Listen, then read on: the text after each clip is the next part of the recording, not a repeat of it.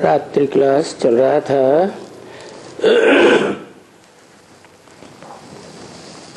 5/4/1967 पहले पेज के मध्य में बात चल रही थी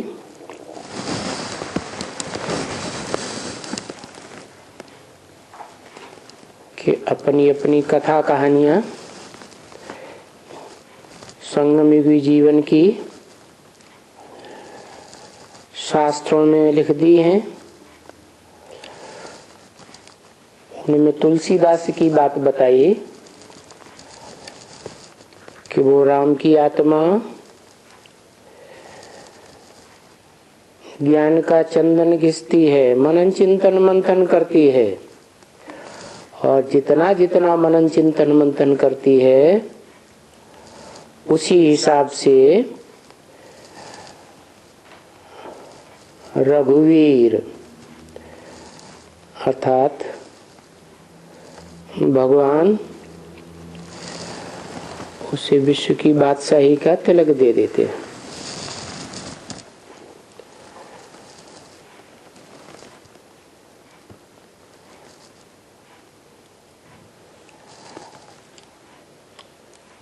अभी संगम युग में ये नहीं, मन वशीकरण का भी कहाँ है। ये तो ऐसे ही श्लोक है एक,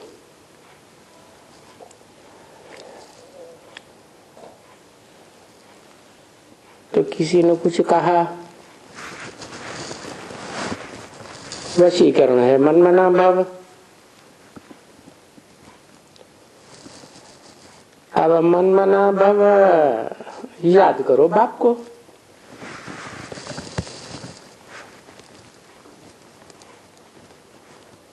कौन से बाप को याद करो? जो कहने वाला है मन मना भव मेरे मन में समा जा। तो सोचने विचारने का मन आत्माओं के बाप सुप्रीम सोल को तो है नहीं। वो जिसमें प्रवेश करता है वो चला मन वाला है।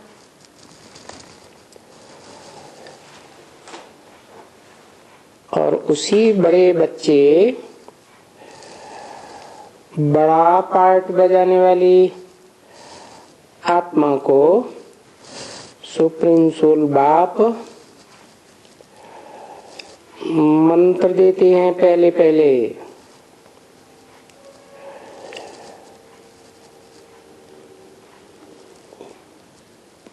कि मन को वश में करो, मन एकाग्र करो। तो जो एकाग्र करता है उसी को सब फॉलो करते हैं।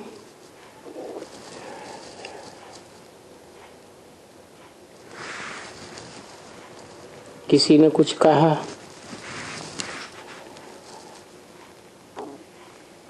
तो वशीकरण है मन मना भव, अर्थात मेरे मन की जो निसंकल्प स्थिति है उस स्थिति में ही समा जा। अब मन मना भव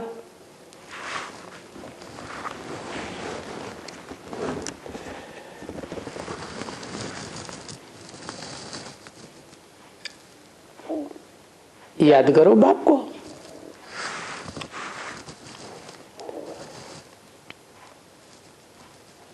ये है बड़ी मुश्किलात। क्यों? जैसे गीता में कहा है अर्जुन से, अर्जुन ने पूछा ये मन तो बड़ा चंचल है, इसे कैसे कंट्रोल करें?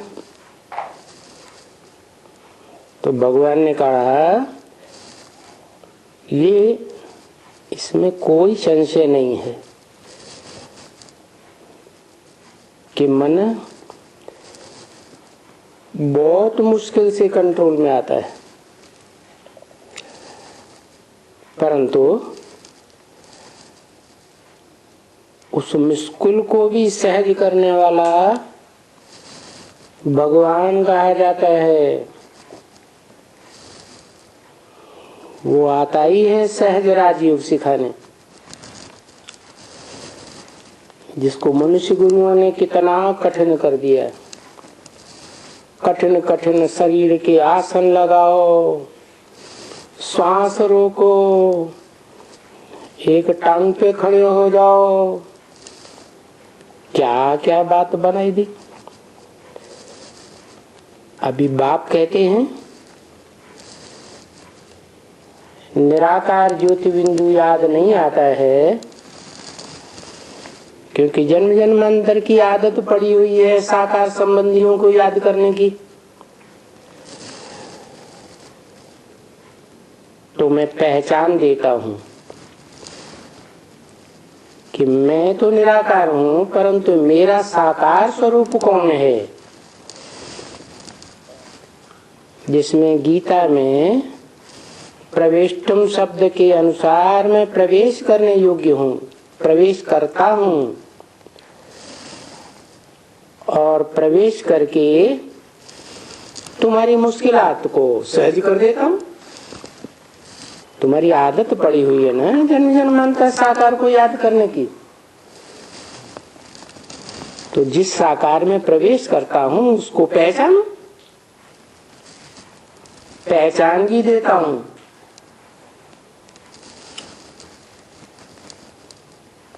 अब जो पहचानते हैं, जानते हैं, मानते हैं, उस साकार के मुख से निकली मत पर चलते हैं, तो उनके लिए सहज हो जाता है, क्योंकि उन्हें वो बड़ा रूप साकार याद आता है। जो बड़ा साकार रूप है उसे शरीर की रग रग में त्रिकालदर्शिता का ज्ञान भर जाता है। ज्ञान की रोशनी कही जाती है। ऐसे नहीं जैसे मनुष्यों ने गीता में लिख दिया है कि 1000 सूर्यों से भी ज्यादा तेजोमय है। नहीं,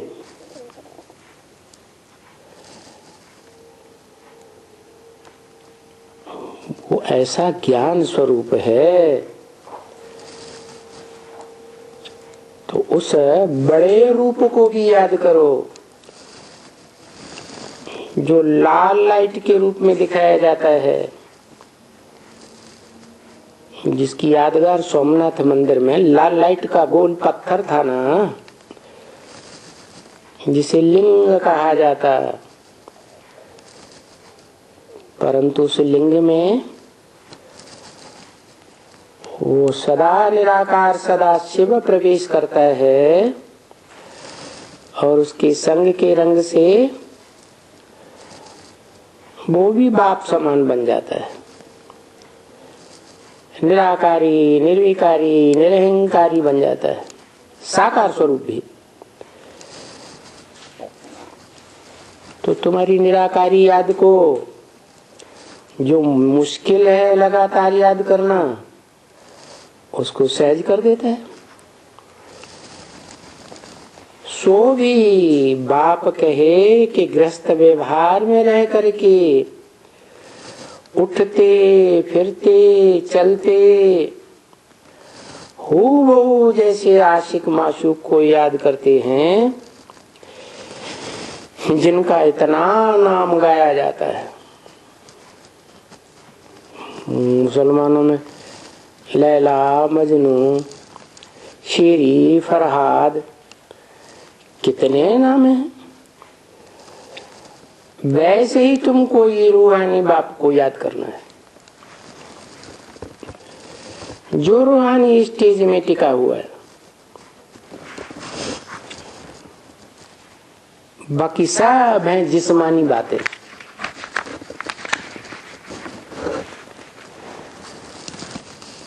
इस मनुष्य सृष्टि रूपी रंगमंच में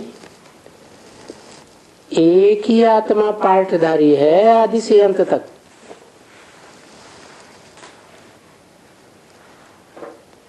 जो रूहानी स्टेज में रहने वाली है, जिसकी प्रैक्टिस संगम युग में ही कीगी, बाकियों ने इतनी प्रैक्टिस नहीं की है, फाउंडेशन इतना पक्का नहीं पड़ता।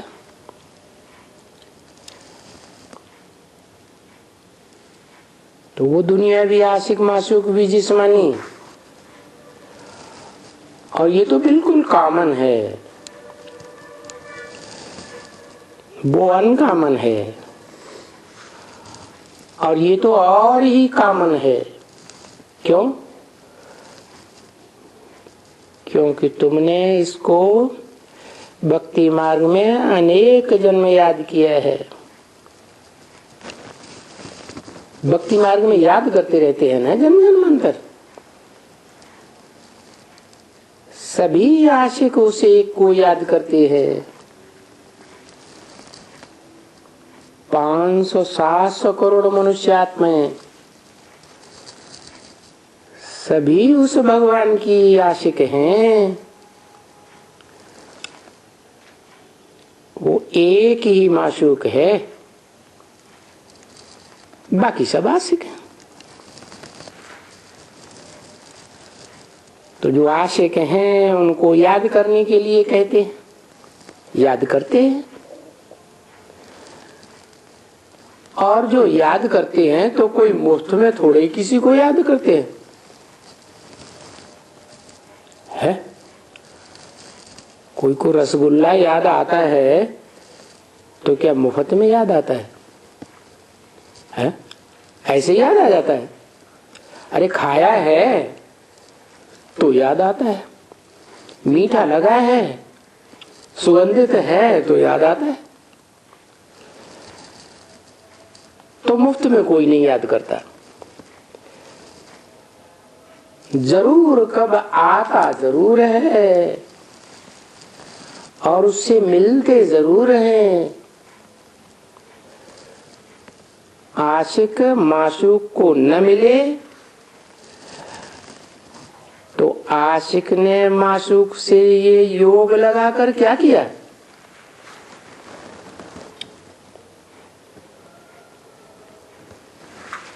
ये ऐसा माशूक है जिस पर ऊंच ते ऊंच आत्मा जो पार्टधारी है, जिससे ऊंच कोई भी आत्मा नहीं है, जिस आत्मा का नाम ही है शिव, उसको शरीर नहीं होता, तो वो भी उसके ऊपर आशिक होकर आती है इस सृष्टि रूपी रंगमंच पर।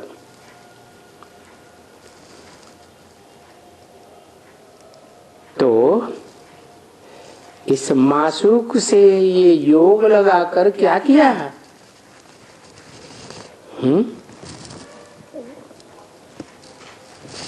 क्या किया? सारी मानवीय सृष्टि का जो भी आत्मा रूपी एक्टर्स हैं, सारी वसुधा के रहने वाले एक्टर्स, सबका परिवार तैयार किया। अगर न मिले तो परिवार तैयार होता? वो ऊंचे ते ऊंचा आशिक इस दुनिया में पार्ट बजाने वाली आत्माओं में ऊंचे ते ऊंचा आशिक कौन?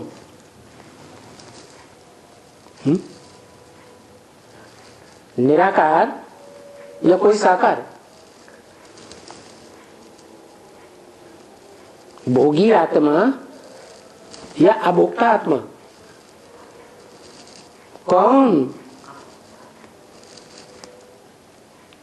पहला पहला आशिक है। और कोई देश के ऊपर आशिक होकर नहीं आता। कौन से देश के ऊपर आशिक होकर आता? भारत देश, जो जन्म जन्मांतर भा माने ज्ञान की रोशनी में रत लगा रहता है,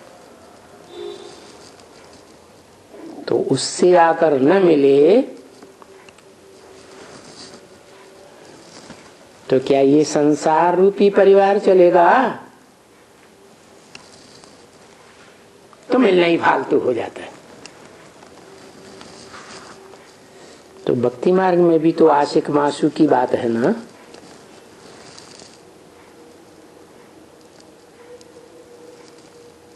कहते हैं ना ज्ञान भक्ति और वैराग। तो ज्ञान तो एक से ही आता है, जो जन्म मरण के चक्र में नहीं आता है, इसलिए त्रिकालदर्शी है। और सभी आत्माएं जन्म मरण के चक्र में आती है, इसलिए पूर्वजन्मों की बात भूल जाती है। तो वो एक ही है जिसके पास त्रिकालदर्शिता का ज्ञान है और सदा ज्ञानी है। उस एक से ही ज्ञान आता है। ज्ञान माने जानकारी। किस बात की जानकारी? झूठ की जानकारी या सत्य की जानकारी? सत्य को ही ज्ञान कहा जाता है। तो ज्ञान मिलता है तो भक्ति क्या होती है? छूट जाती है। भक्ति नहीं छूटी है, कोई न कोई अंश रहता है। इससे साबित है पूरा ज्ञान नहीं मिला। तो देखो भक्ति मार्ग में भी आशिक माशूक की बातें होती हैं, तो ज्ञान मार्ग में तो कितनी गहराई होनी चाहिए। कोई ऐसे भी होते हैं जो हनुमान का आशिक बनते हैं। क्या हनुमान को रूप कैसा दिखाया है? कौन सा रूप दिखाया? मनुष्य का रूप दिखाया, राक्षस का रूप दिखाया, देवता का रूप दिखाया, कि कोई पशु पक्षी का रूप दिखाया? ऐसे पशु प्राणी का रूप दिखाया जिसमें 5 विकार आदि के होते हैं।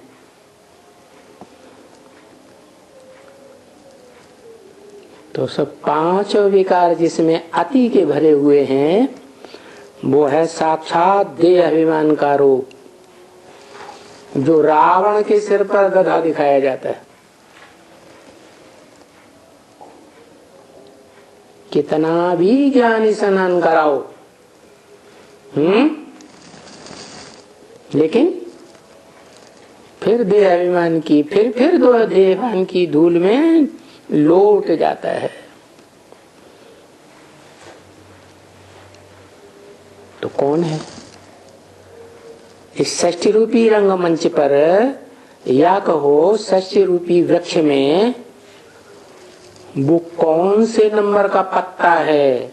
चैतन्य पत्ता है, जो पहले जन्म से ही, सतयुग के आदि से ही देह के अंग से सुख लेने के लिए चिपक जाता है। पहली आत्मा में ही ये रग भरी हुई है देह का सुख लेने की, पहले पत्ते में ही। तो जो 500 करोड़ पत्ता होगा इस षष्ठी रूपी वृक्ष का, मनुष्य षष्ठी में तो उसमें वो देह अभिमान की रग नहीं होगी। वो देह अभिमान कूट कूट कर भरा रहता है, इसलिए उसको हनुमान के रूप में दिखाते हैं। उसका देह बड़ा पहलवान, बड़ा बलिष्ठ दिखाते हैं कि लुंजुम पुंजुम दिखाते हैं, बहुत बलिष्ठ दिखाते हैं। और उस बलिष्ठ हनुमान की, बलशाली की बड़े से बड़ी छाप कौन से स्टेट में देखी जाती है? जहां गली गली में उसके देह की मूर्तियां बनी हुई है। कौन सा स्टेट है? रोड रोड पे बनी हुई है। आंध्र प्रदेश, जिस रोड पे जाओ हनुमान खड़ा हुआ है, उनको हनुमान ही हनुमान दिखाई पड़ता है। तो बताइए कि कोई ऐसे भी होते हैं उस देह अभिमानी ब्रह्मा के पुत्र, कहो हनुमान के पुत्र विकेश, जो उसी के आशिक बनते हैं।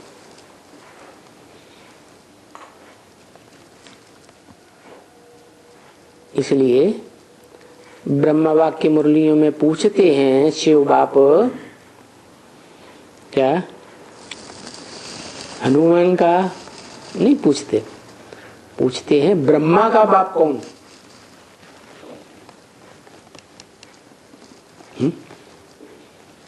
तो उसको याद करना चाहिए जो हनुमान का पाठधारी है, देह अभिमानी का पाठधारी है। पूछ कैसी दिखाते हैं विकारों में? बड़ी लंबी पूछ दिखाते हैं। तो भक्ति मार्ग में जो भक्त हैं हनुमान को याद करते हैं। अरे हनुमान राम को याद करते हैं।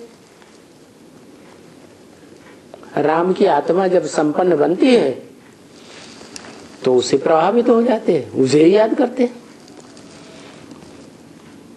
तो ब्रह्मा कहो, हनुमान कहो, उसका बाप कौन हुआ? उसका काम ही है मान मर्तबे वालों का मान हनन करना।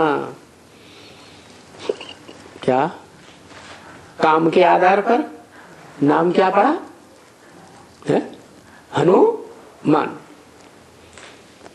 सारी दुनिया में जितने भी मान मर्तबे वाले अपने को देहाभिमानी समझते हैं, उनके सबके मान मर्तबे को हरण कर लेता है।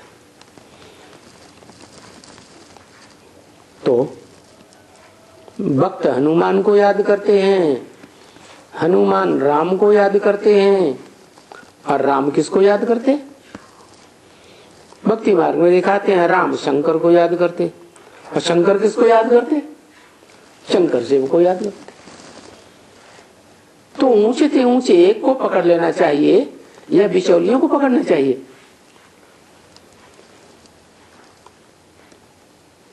तो वो जो हनुमान के आशिक हैं वो उनको माशूक बनाते हैं।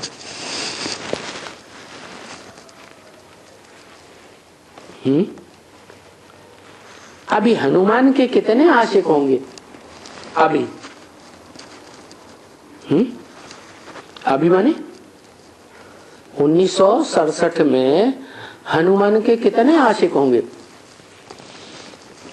73 में जब पहला मेला हुआ था दिल्ली रामलीला ग्राउंड में, तब तो बताया कि 1 करोड़ आत्माओं को संदेश मिल गया पहला मेला होने तक। जबकि उससे पहले ढेर प्रदर्शनियां हो चुकी थी, शहरों शहरों में, गांव गांव में। और फिर क्या हुआ? संदेश मिला होगा ना, प्रोजेक्टर हो चुके, भाषण हो चुके, कितनों को पर्सनली भी समझाया होगा। तो टोटल 73 में बताया 1 करोड़ को ज्ञान अमृत पत्रिका में 1 करोड़ को संदेश मिला। तो बताओ अभी मैंने 67 तक कितनों को मिला होगा?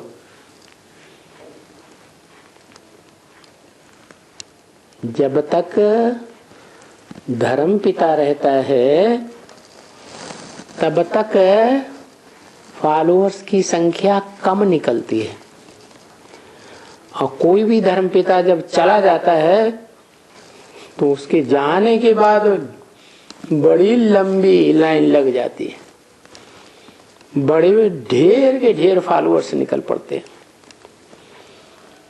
तो ऐसे ही हुआ। द्वैतवादी द्वापर युग जब शुरू होता है, ब्रह्मा ने भी शरीर छोड़ दिया तो देश विदेश में सेंटर्स खुलने लगे और ढेर के ढेर ब्रह्मा कुमार बन गए। इसलिए पूछा, अभी जब ब्रह्मा बाबा जीवित थे तो उनके कितने आशिक होंगे? थोड़े होंगे या ज्यादा होंगे? थोड़े ही आशिक। लाखों, कोई हजारों भी नहीं, लाखों।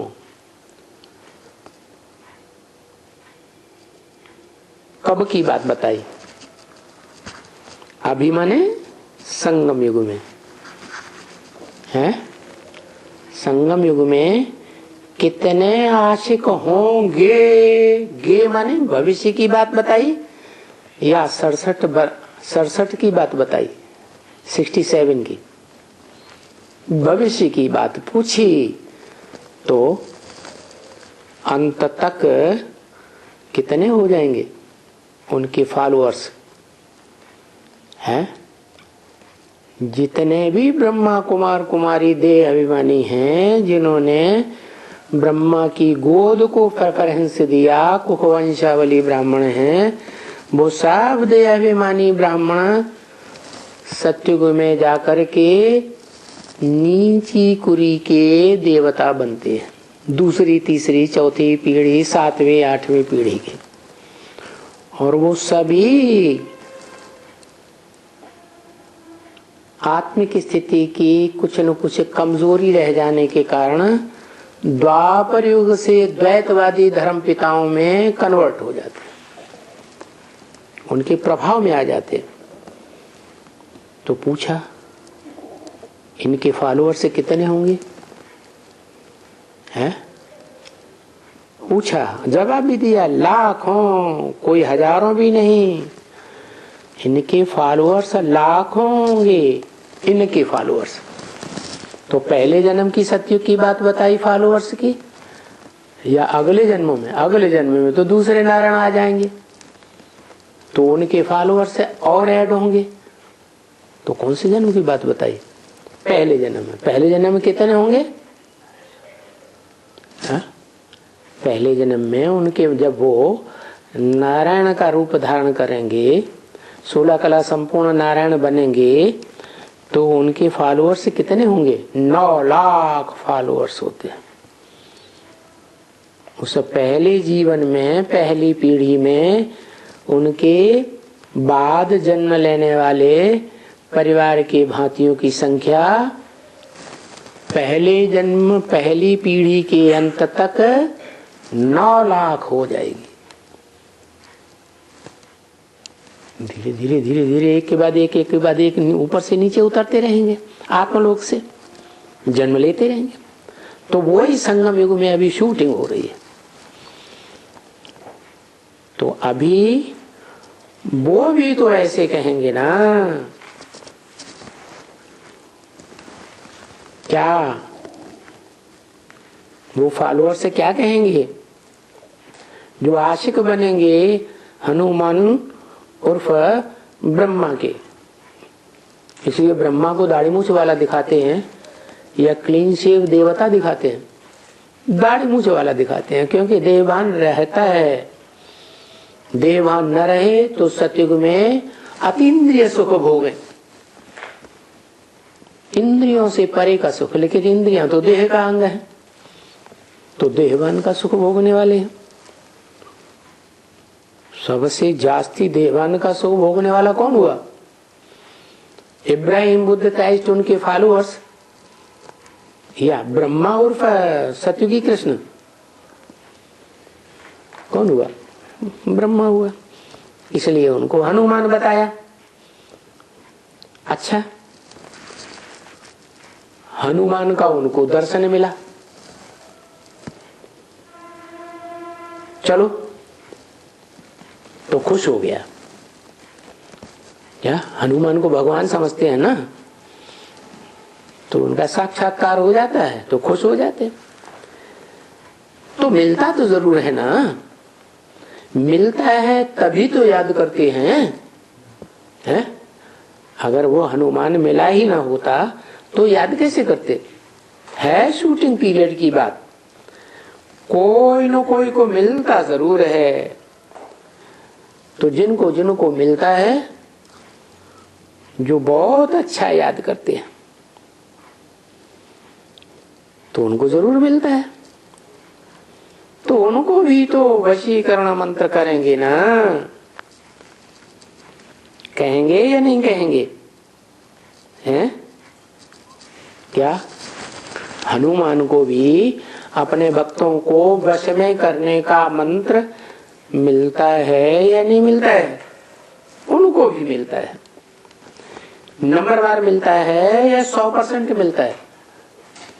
नंबरवार ही मिलता है, क्योंकि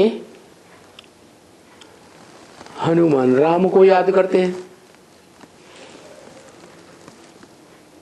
और राम वाली आत्मा सारी मनुष्य सृष्टि का बाप, विश्व पिता। तो सारे विश्व के जो भी मनुष्य मात्र हैं, सब उनको याद करते हैं। तो वशीकरण मंत्र की प्रभाव की बात है भाई। उनको वश में कर लिया। क्या कर लिया है? उनको जो प्रभावित हो गए उनको वश में कर लिया। आज की गवर्नमेंट क्या कहती है? क्या कर लिया? ब्रेन वॉश कर दिया। अरे ये ब्रेन वॉश करना, ये ब्रेन बनाने वाले का काम है। जन्म जन्मांतर है, जन्म से ही हरेक को अपना अपना ब्रेन मिला हुआ है, उसको वाश कौन करेगा? मनुष्य वाश करेंगे क्या? तो ये तो भगवान की बात है, वशीकरण मंत्र की बात है, मन मना भव मंत्र की बात है। जो कहता है मेरे मन की एकाग्रता में समा जा, जैसे मेरा मन एकाग्र हुआ, ऐसे तुम सब भी 500-700 करोड़ मनुष्य मात्र भी मेरे मन में समा जाओ, अर्थात निसंकल्प स्टेज में समा जाओ। हर मनुष्य आत्मा के अंदर अलग अलग संकल्प चलते हैं कि एक जैसे चलते हैं? अलग अलग संकल्प चलते हैं। तो ज्यादा संकल्प विकल्प चलने से फिर झगड़ा होता है कि नहीं होता है? अगर सबके अंदर एकता आ जाए, आत्मा आत्मा भाई भाई बन जाए, आत्मिक स्थिति में स्थित हो जाएं, ज्योति बिंदु की स्टेज में निसंकल्पी याद में स्थित हो जाएं, तो सब झगड़े खत्म, एक बाप में समा गए। एक बाप का जो स्वभाव संस्कार, वही सबका स्वभाव संस्कार बन जाएगा। तो भाई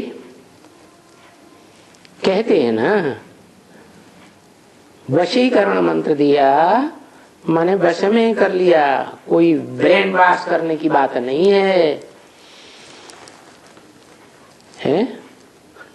उनका भी साक्षात्कार कर लिया। किनका? जिन्होंने वशीकरण मंत्र दिया।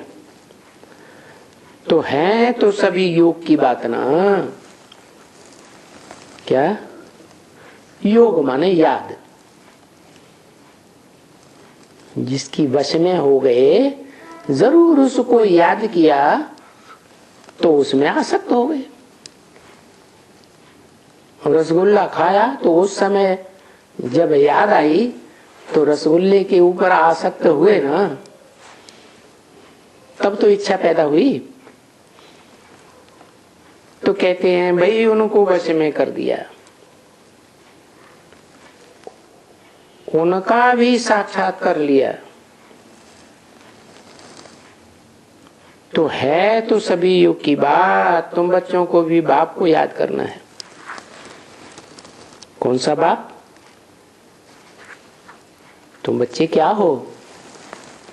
सिर्फ आत्मा हो या शरीर धारण करने वाली आत्मा हो? है तुम आत्मा के साथ साथ शरीर धारण करने वाली आत्मा भी हो। जो तुम आत्माओं का बाप है शिव, वो शरीर धारण नहीं करता, शरीर में बल प्रवेश भी करता है तो भी शरीर के प्रति आसक्त नहीं होता, इसलिए उसको देह का जन्म भी नहीं मिलता। और तुम देहधारियों में आसक्त होते आए हो जन्म जन्मांतर। तो जिस देहधारी बाप से, मनुष्य सृष्टि के बाप से 84 के चक्र में किसी जन्म में सबसे जास्ती आसक्त हुए, सबसे जास्ती जिससे प्रभावित हुए, वो मनुष्य सृष्टि के बाप को याद करना, जिसको सभी धर्म पिताएं भी मानते हैं। क्या मानते हैं? आदम, एडम, आदिदेव शंकर के रूप में मानते हैं। मानते तो हैं लेकिन बेचारे क्या जानते नहीं है। तो वो जानकारी देने के लिए कि इस मनुष्य सृष्टि का हीरो पार्टधारी आदि से लेकर सृष्टि के अंत तक पार्ट बजाने वाला कौन है, वो बताने के लिए आत्माओं का बाप हेवनली गॉड फादर शिव इस सृष्टि पर आते हैं। तो उस बाप को याद करेंगे तो तुम माया पर जीत पहन लेते हो। क्योंकि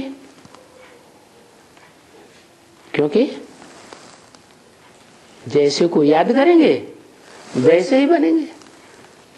तुम्हारा बाप है जगत जीत, माया जीत, तो उस बाप को याद करेंगे तो तुम भी माया जीत बनेंगे।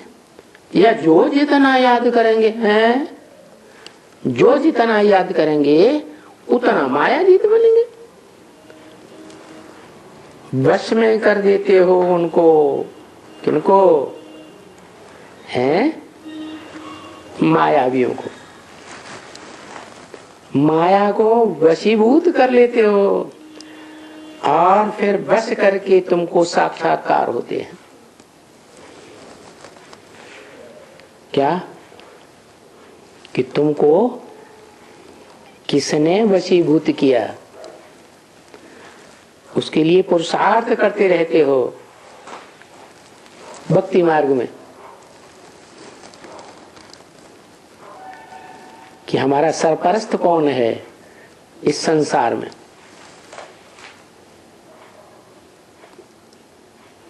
कौन है जिसके आधार पर हमारा सुधार होता है।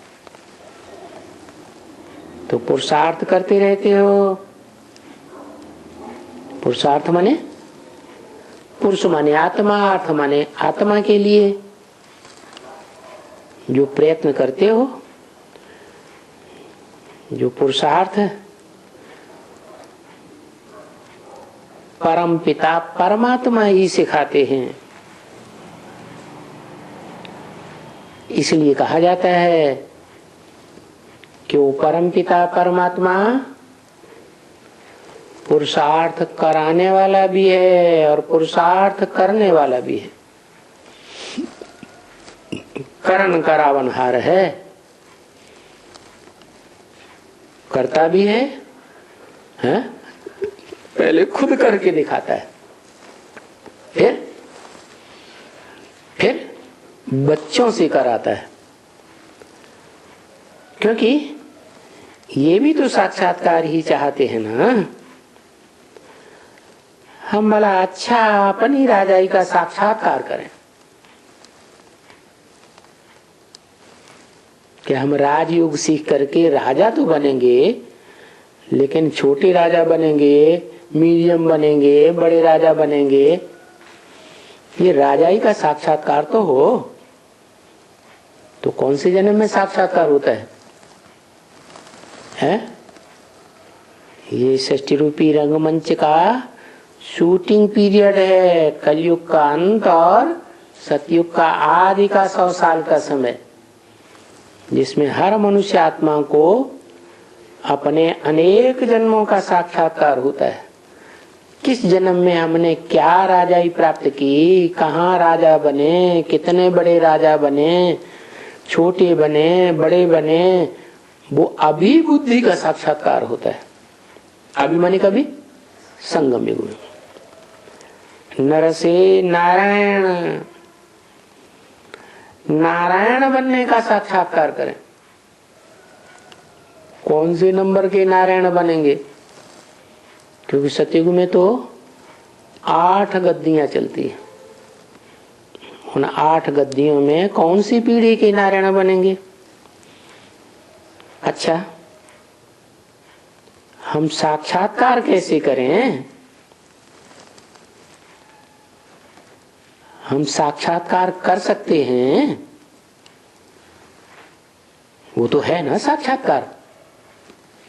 साक्षात करने की चीज है। पक्का पक्का बुद्धि में बैठ जाए कि हम ये बनने वाले हैं।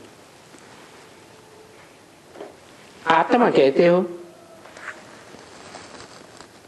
पार्टधारी है ना आत्मा। जन्म जन्मांतर शरीर रूपी वस्त्र बदल कर पार्ट बजाती है ना इसे षष्ठी रूपी रंगमंच पर। तो आत्मा सिर्फ आत्मा नहीं है, आत्मा शरीर धारण करके जीव आत्मा बनती है, जीवित आत्मा। नहीं तो आत्मलोक में तो आत्मा ऐसे पड़ी रहती है सुसुप्त अवस्था में जैसे जड़वत। तो इस संसार में आकर के आत्मा क्या बनती है? जीवन धारण करती है। कोई कोई मुझे जाएंगे, इन बातों को समझेंगे नहीं। नहीं तो जीव कहा ही जाता है अपने शरीर को। आत्मा का अपना शरीर है तो उसका जीवन है, जीव आत्मा कहा जाता है। शरीर ही नहीं तो जीवन ही नहीं। तो बोलेगा जीव तो शरीर है ना, बोलता है, बोलते चालते को चैतन्य कहा जाता है। आत्मा का साक्षात्कार है। जो कहते हैं मैं आत्मा हूं, तो साक्षात्कार है नहीं है? तो कहते तो हो ना कि भाई मैं आत्मा हूं। मैं आत्मा इस रंगमंच पर पार्टधारी आत्मा हूं। वैसे ही वो भी ऐसे ही समझो। मैं आत्मा का बाप परमात्मा। कौन सा बाप है? मैं आत्मा का बाप परमात्मा बाप। कैसे? आत्मा का बाप परमात्मा या परमपिता? है जिसका कोई पिता नहीं। परमात्मा माने परम पार्टधारी। कैसी आत्मा? आत्माओं के बीच में परम पार्ट, हीरो पार्टधारी, उसको कहते हैं परमात्मा, जिसका गीता में भी उल्लेख है, परमात्मा इति उदाहत, उसे परमात्मा कहा जाता है। किसे? जो है तो क्षरित होने वाली आत्माओं के बीच, ऐसी आत्माएं जो पतित होती रहती हैं, सुख भोगते भोगते जन्म जन्मांतर सृष्टि रूपी रंगमंच पर क्षरित होती रहती है, शक्ति क्षीण होती रहती है?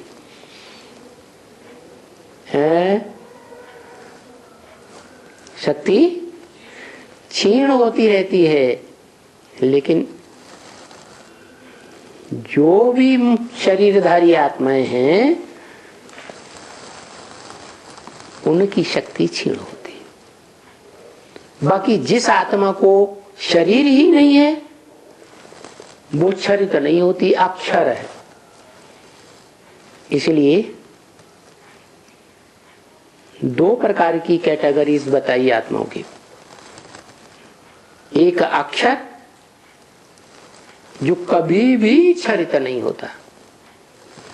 इस सृष्टि रूपी रंगमंच पर शरीर में आता भी है तो भी उसको संग का रंग नहीं लगता, क्षरित ही नहीं होती, कोई शक्ति उसकी क्षीण ही नहीं होती, ज्यों का त्यों बना रहता है। इसलिए उसका नाम है सदाशिव। परंतु वो कहता है मैं इस सृष्टि पर आता ही इसीलिए हूं कि तुम बच्चों को नंबरवार आप समान बना कर जाऊं। तो जरूर कोई एक बड़ा बड़ा बच्चा ऐसा है आत्मा रूपी बच्चों के बीच में जो शिव बाप के समान सदा शिव बनता है। जैसे बाप अपने परिवार का कल्याणकारी होता है, ऐसे वो मनुष्य सृष्टि का बाप 500-700 करोड़ मनुष्य सृष्टि का कल्याणकारी बाप है। सदा कल्याण का चाहता है, किसी बच्चे का कल्याण नहीं चाहता। तो मैं आत्मा का बाप कौन? परमात्मा बाप। मैं आत्मा जो भोक्ता आत्मा हूं, क्षरित होने वाली आत्मा हूं, तो क्षरित होने वालों का बाप भी कैसा होगा? क्षर या अक्षर? क्षर माने क्षरित होने वाला, बाप भी जरूर क्षरित होने वाला ही है।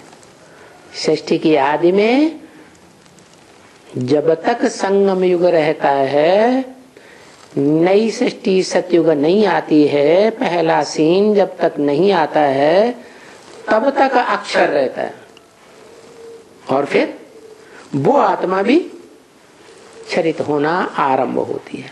लेकिन औरों के मुकाबले धीमी गति से क्षरित होती है या औरों की तरह तीव्र गति से नंबरवार है? धीमी गति से क्षरित होती है। क्यों?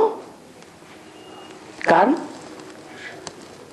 योग बल, वशीकरण मंत्र सबसे जास्ती धारण किया है संगम युग में, तो क्षीणता भी धीरे धीरे आएगी।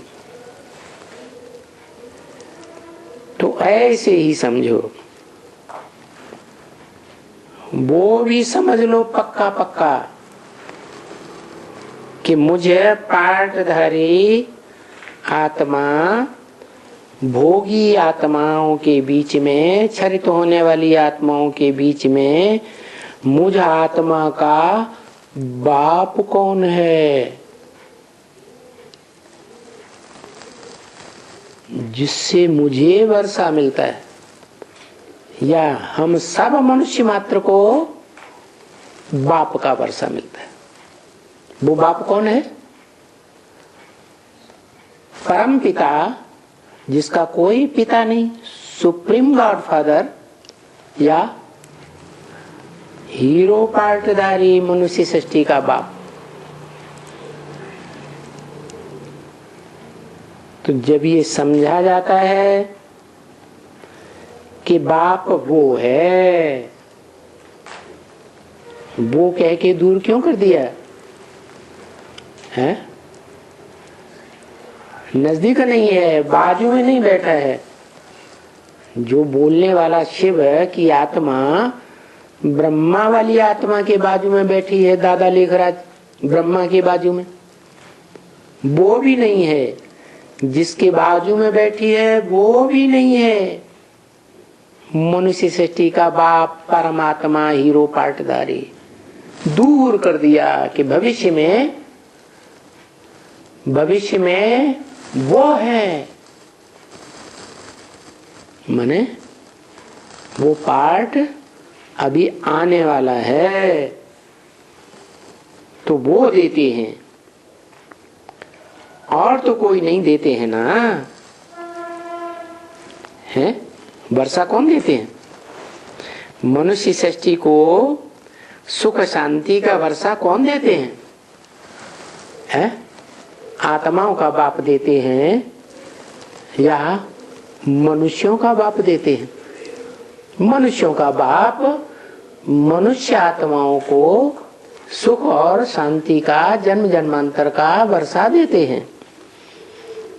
तो बातें तो बहुत समझने समझाने की है, परंतु बाप जब कहते हैं कि ये जो राजाई लेने वाले हैं, राजयोग सीखकर,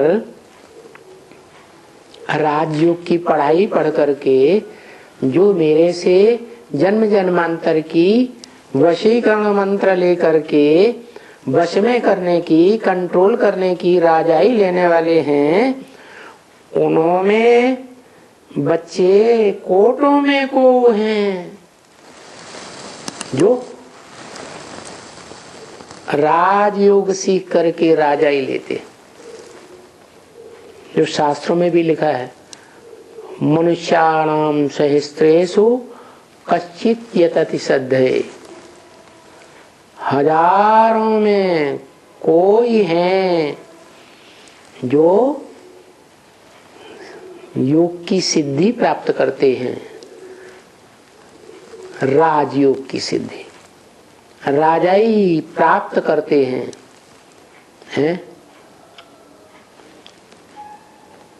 और फिर कोटों में भी को और को में भी को, एक ते एक श्रेष्ठ राजाई लेने वाले। तो बताया इस ईश्वर की पढ़ाई में, राजयोग की पढ़ाई में प्रजा बनना तो बिल्कुल सहज है। क्या कैसे बनते हैं प्रजा? एक बार संदेश ले लिया, एक बार बुद्धि ने ग्रहण कर लिया, मान लिया कि भगवान आया है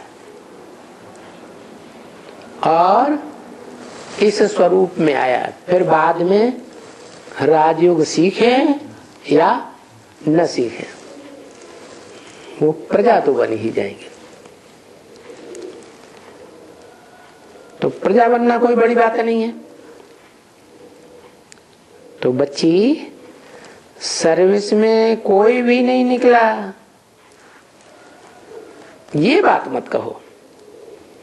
तुमने जो ईश्वरीय ज्ञान सुनाया, ईश्वरीय सेवा की, कोई नहीं मिला, कोई नहीं निकला, ऐसे मत कहो। क्यों? इसलिए न कहो कि तुमने जितनों को सुनाया, जितनों ने आकर के तुम्हारे सन्मुख सुना, वो जरूर तुम्हारी प्रजा बन गई।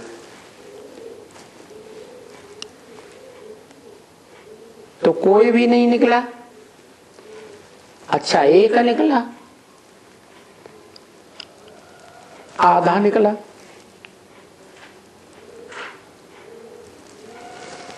एक निकला, पूरी पढ़ाई नहीं पढ़ी, आधे में छोड़ दी तो आधा तो निकला। 100 भी देखें कि जो आधा निकला, एक निकला, कितने समय तक ठहरता है।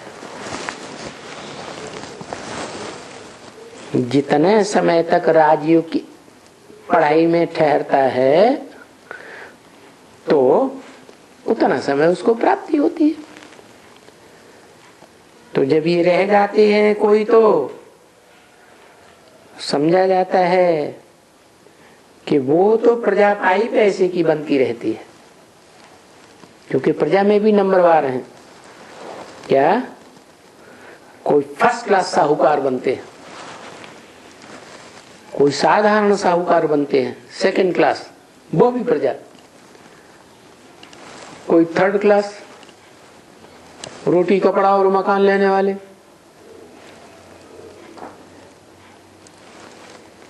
कोई गरीब। तो फोर्थ क्लास प्रजा भी होती है। जो समझते हैं ये कुछ अच्छा समझ जाएगा तो फिर प्रजा में भी ऊंच पद पाएंगे। क्या प्रजा में भी कोई ऐसे ऐसे बड़े बड़े साहूकार होते हैं जो राजा की जहां गद्दी लगती है, ऊंचे ऊंचे अधिकारी बैठते हैं, उनके साथ ही बैठते हैं। ऐसे भी कोई बड़े साहूकार निकलते हैं जो राणा प्रताप जैसे पावरफुल राजा, जो महान कहा जाता है, सम्राट अकबर, उसको भी मात खिलाई देते हैं। तो ऐसे राजा को भी ऐसे बड़े बड़े साहूकार दोबारा राजा ही स्थापन करने के लिए धन संपत्ति बड़े बड़े बेहिसाब मुहैया कराए देते हैं। तो प्रजा में भी ऊंच पद पाने वाले होते हैं ना, तो नंबरवार समझने वाले, और सो भी जितना तुम आगे चलते जाएंगे और तुम्हारी समझ वृद्धि को पाती जाएगी।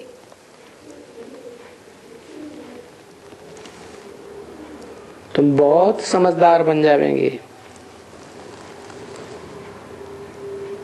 ये ज्ञान कोई व्यर्थ थोड़ा ही है। ये राजयोग की पढ़ाई व्यर्थ तो नहीं है ना बच्चे। इस ड्रामा को तो समझते हैं ना। Nothing new. कल पहले भी ऐसे ही पार्ट बजाया था। समझने वाले समझते हैं, नहीं समझने वाले नहीं समझते हैं। पुरुषार्थ करने वाले पुरुषार्थ करते हैं, कोई कम कोई ज्यादा। तो दुखी नहीं होना चाहिए कि इतनों को ज्ञान सुनाया, कोई नहीं निकला, या एक ही निकला, आधा निकला। जो कुछ हम करते हैं उससे अर्थ निकलता है, व्यर्थ कुछ भी नहीं जाता है। हम ब्राह्मणों का जो भी पुरुषार्थ किया, जो भी सेवा की, यज्ञ में ईश्वरीय ज्ञान की, वो सब सार्थक है। ज्ञान की सेवा नहीं की, वाचा की नहीं की, कर्मणा की, वो भी सार्थक है। रावण राज्य में व्यर्थ जाता है, सब कुछ व्यर्थ चला जाता है, कुछ भी कमाई नहीं होती। और ये कौन सा राज्य स्थापन हो रहा है? राम राज्य स्थापन हो रहा है। क्या? किसका राज्य? राम राज्य का गायन है। कृष्ण राज्य का क्यों नहीं है? क्योंकि कृष्ण थोड़े ही राजा ही स्थापन करते हैं। राजाई की स्थापना कौन करते हैं? हैं? राम वाली आत्मा ही संगम युग में शिव समान शक्ति को धारण करती है। प्रैक्टिकल जीवन में राजयोग के द्वारा वशीकरण मंत्र से, तो उसी का गायन है राजाई लेने का, और उसी की राजाई गाई जाती है। राम राज्य।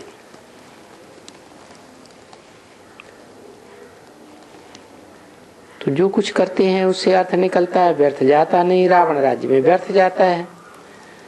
यहाँ संगम युग में तो तुम्हारा कोई भी पुरुषार्थ व्यर्थ नहीं जाता है, कुछ भी नहीं।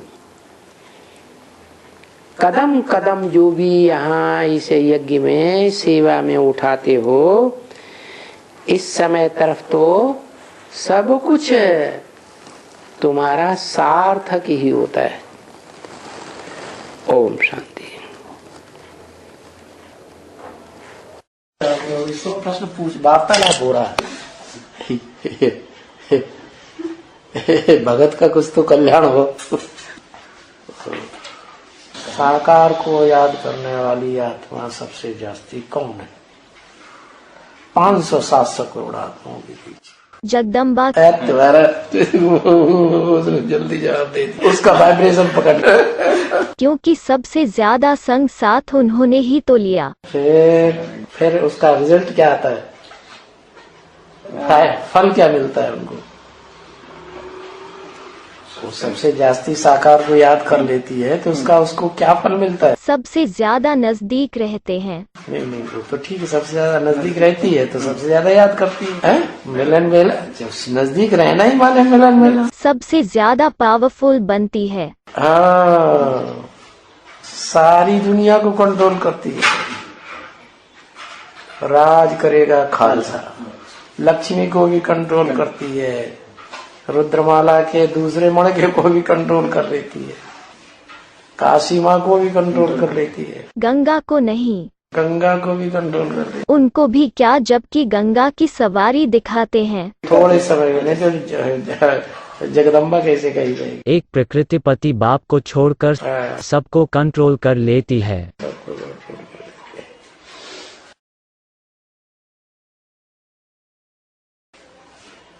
गंगा भी तो जब गौमुख से निकलेगी तभी तो करेगी कुछ। मगरमच्छ सवारी नीचे उतरेगी तभी तो मगरमच्छ सवारी करेगी। गौमुख से निकलते ही मगरमच्छ शुरू हो जाएगी। मैदान में आती है तब मगरमच्छ होते हैं। मगरमच्छों का देश है। मगरमच्छ क्यों का है? सारी मछलियों पर सवार कर लेती है। ये फरक्कावादी समझ जाएंगे ना तब फर से सारी दुनिया को खा जाएगी।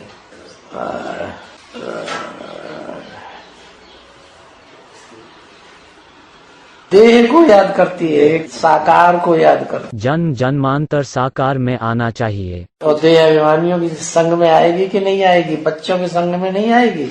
आएगी है, बच्चे तो उसके पेट में घुस करके रहेंगे।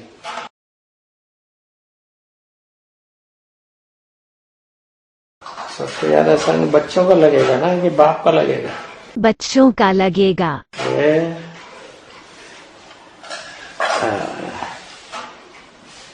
देखो कितनी कमाल महिमा है देह रूपी मिट्टी की, इसीलिए सबको सहज हो जाता है।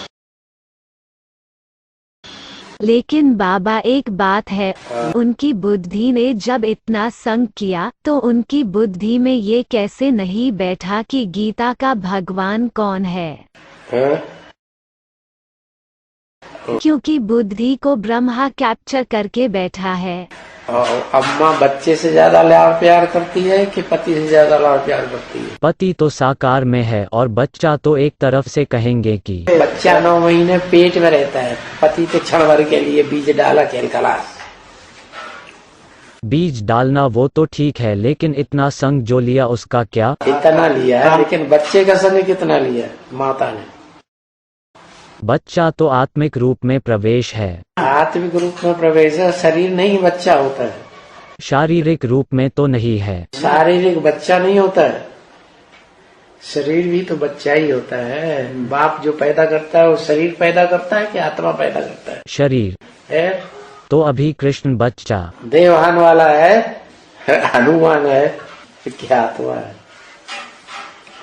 उसकी तो देह बलिष्ठ दिखाई जाती है। एक और दक्षिण भारत में उसी की यादगार है, जैनियों में ज्यादा मान्यता है उसकी, बाहुबली। गोमटेश्वर है उसका नाम। कहाँ है? सोमबेल गोला। इंदिरा गांधी गई थी स्नान करने। उस मूर्ति को एक ही पत्थर से बनाया और ऐसे नहीं कि कहीं से लाया गया, वो एक पूरा पहाड़ था, उसी को काट करके नहीं। देख लो इंदिरा गांधी ही क्यों गई स्नान कराने, उसका क्या रहस्य? ये किस बात कहाँ की यादगार है? इंदिरा गांधी कुमार का दादी के लिए बोलते हैं। कुमार का दादी ज्यादा ज्यादा स्नान करती है, ज्यादा प्रभावित हुई ब्रह्मा बाबा। हनुमान को मानने वाली सबसे ज्यादा कुमार का दादी, बंदर की औलाद।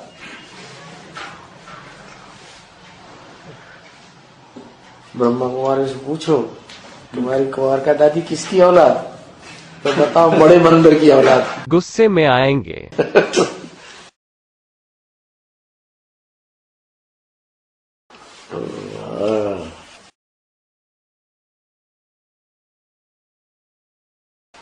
दक्षिण भारत में जैनियों का बाहुबली वाला बहुत ही ज्यादा है, जगह जगह पर उनका बना हुआ है। हाँ जी, जैनियों में बाहुबली और हिंदुओं में हनुमान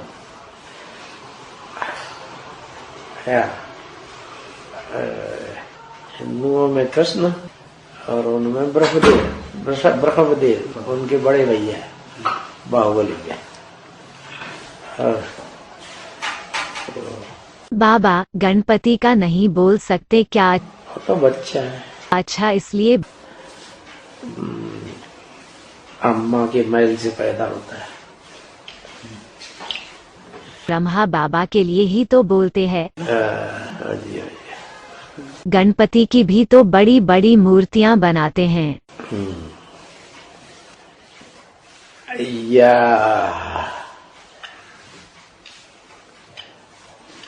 नॉर्थ इंडिया में भी बनाने लगे, वो देखिए करोल बाग के पास। नॉर्थ इंडिया में जानवरों की भी पूजा करेंगे ना, तब प्रधान बनेंगे, जानवरों को भी भगवान मानेंगे।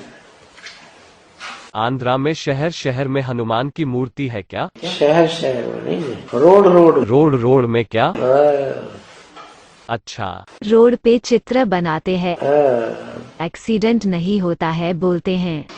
वो तो भूत प्रेतों का है, उसके सामने भूत प्रेत कैसे आएंगे? इसलिए बालाजी में ले जाते हैं भूत प्रेतों को निकालने के लिए। दक्षिण भारत में बालाजी बोलेंगे तो तिरुपति है। तिरुपति ही तो कृष्ण है। लेकिन उत्तर भारत में बालाजी के हनुमान के मंदिर है। बाल समय रवि भक्ष लियो, बचपन में उन्होंने सूर्य को खा लिया, तब तीनों लोग भयो अंधियारो। कहाँ की यादगार? यज्ञ के आदि में। हाँ, यज्ञ के आदि में 42 के बाद उसका प्रभाव नष्ट कर दिया सूर्य, अब खुद बन के बैठ गए।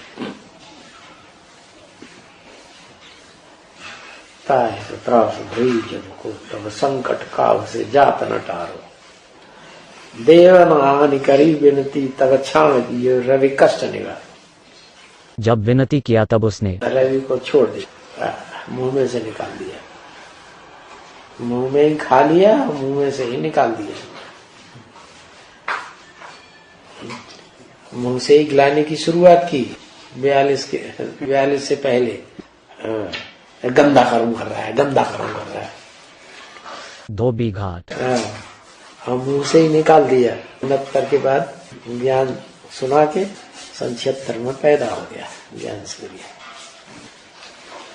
देख लो क्या क्या बातें बनाई। 76 में मुख से पैदा हुआ, मतलब मुख वंशावली हुआ। मुख वंशावली हुआ ना, उनके मुख से निकले हुए ज्ञान को सुनकर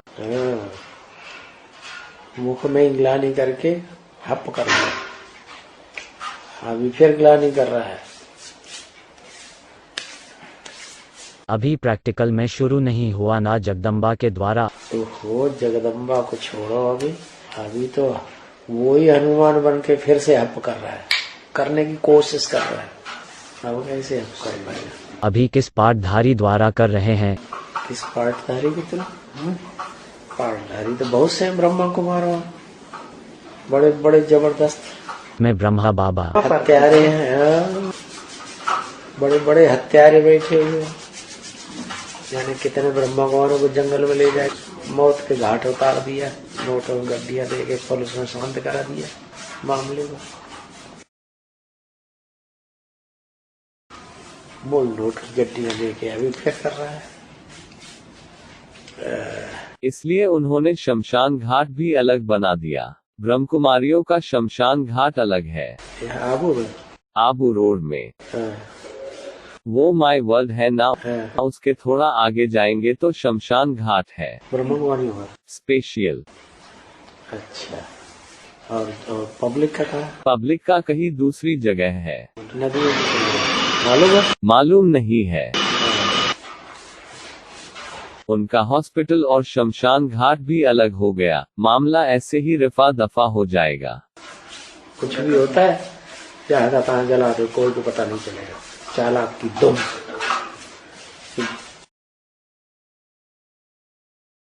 क्रिश्चियंस होते ही ये बड़े चालाक, नस नस में चालाकी भरी गई। वैसे भी लंबे समय तक रमेश भाई कंट्रोल किया था। यार